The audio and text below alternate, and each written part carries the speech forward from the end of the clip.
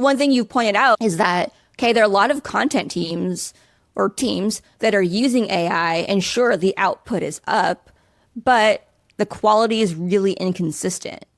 And I know that you've been doing a lot of work in like doing this actual work, but also trying to like give people a framework for how to do this. Can you tell me a little bit about that and like how you go about doing this correctly?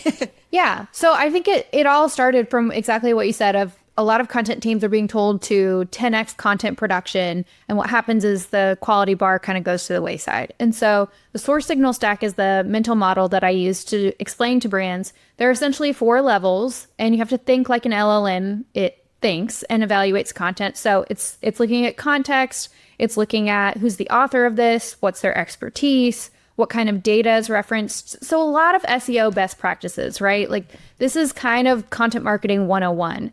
What doesn't always carry over is that third-party validation and offsite is so important within the AI context. And so I think brands really need to think about layers 3 and 4 of the source signal stack, which are essentially getting your employee experts to start authoring content either on LinkedIn or on the company blog, or leveraging B2B creators on places like LinkedIn, YouTube.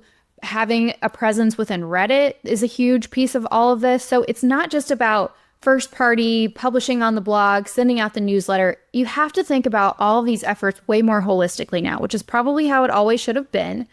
But it's not so short-sighted to just what are our own properties and what kind of content are we putting there. It's how do we show up across the entire ecosystem of the internet? It's a really big challenge, and a lot of marketing teams, I think, are really struggling with this. But I mean, zero click is a huge piece of all of this. So I think you know this probably better than most.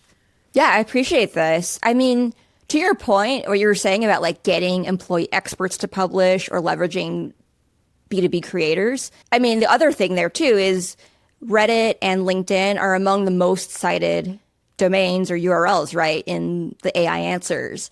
I feel like we're both circling around this idea that like a lot of this stuff, you know, like making sure your content is, you have the context, you have reputable authors, right? So like some of those SEO best practices, plus getting that third party validation.